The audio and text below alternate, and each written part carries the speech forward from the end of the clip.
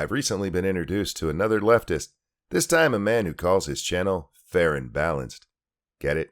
Farron Balanced? Deeply clever. Anyway, I watched a few of his videos, and a recent one was about Republicans refusing to go to Biden's first address to Congress. Except that's not what happened, and I'll be damned if I'm going to sit here and let this misinformation happen on Susan's platform without it being challenged. At some point this week, Joe Biden is going to be giving an address to Congress. His first real address to Congress as President of the United States. Obviously, there's a lot to talk about, right? I mean, we're still in the middle of a pandemic, but we've given out 200 million doses of the COVID vaccine, so that's some positive news.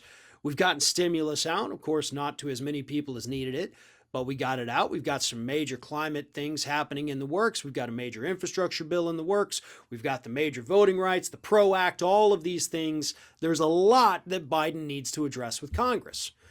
And unfortunately, but predictably, Republicans in Congress are already saying, thanks, but no thanks. We don't want to attend your little speech.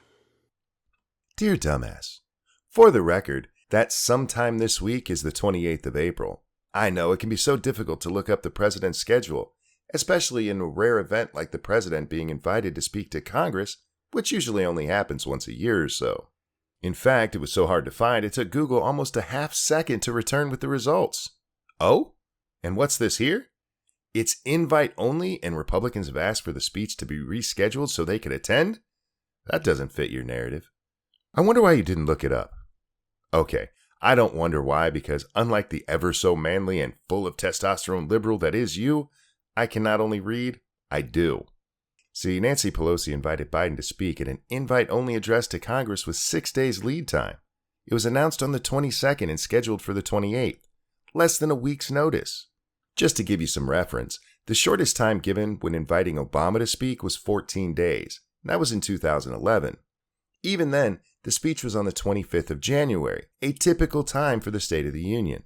You see, normally the invite is extended by the Speaker of the House in December for a speech usually given in late January. Or with the case of Trump's State of the Union in 2020, the speech was in early February. It was a little later than usual that year due to a little impeachment hissy fit liberals threw. You might remember that. This isn't like an office meeting. As useless as I find a lot of these congressional people, they do have obligations that can't always just be dropped at a moment's notice. Scheduling is a real thing. Biden's address this week is not around the normal time of a State of the Union, so no one kept their calendar open.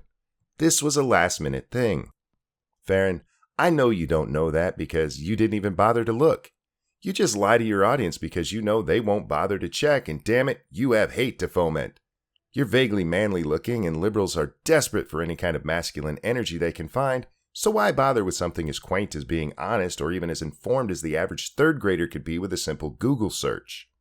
But for the love of fuck, could you at least read your own source? I know you can't be bothered to read the original, and you prefer reading news about news, but this is the headline from your source that you put in your own damn video description. Report, many GOPers plan to skip Biden's first speech to Congress if invited. If invited. They hadn't even been invited yet. If you go to the actual source instead of the talking points memo, you find out even more. Tom Cotton said no comment. Joni Ernst says she doesn't think she'll be attending. Josh Hawley says he's not sure if he'll be attending. We'll see. Rodney Davis says it was announced late and he already has plans.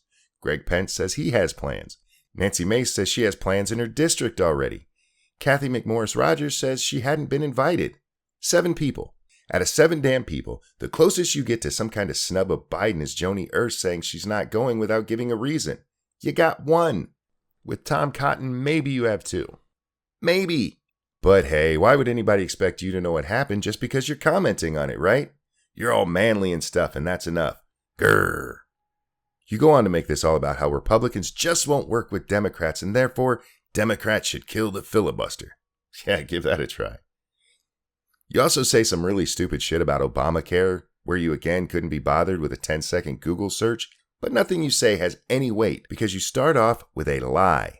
A needless lie you didn't have to tell. You could have made every other dumbass point in favor of getting rid of the filibuster without it. It'd still be exceptionally dumb, but at least it would have been honest. I get it. Liberals are morons, and they have a lot of mom and dad's money to throw around. Hell, even I've considered swindling these idiots. I guess you and I are just different people. You're an almost manly liberal who lies for money, and I'm a principled man who eats ramen. And in that regard, maybe you're smarter than I am. And you know what? I'm okay with taking that L. Sincerely, Monkey. P.S. For a small fee, I'll teach you how to use Google.com if you'd ever like to actually be a man and not a lying dick. DMs are open. Hit me up. All the best. Guys, that's going to wrap up this one. I'm the Ranting Monkey. Thank you so much for watching, and I'll see you next time. There's a lot that Biden needs to address with Congress. And unfortunately, but predictably, Republicans in Congress are already saying, thanks, but no thanks. We don't want to attend your little speech. Your life makes me sad.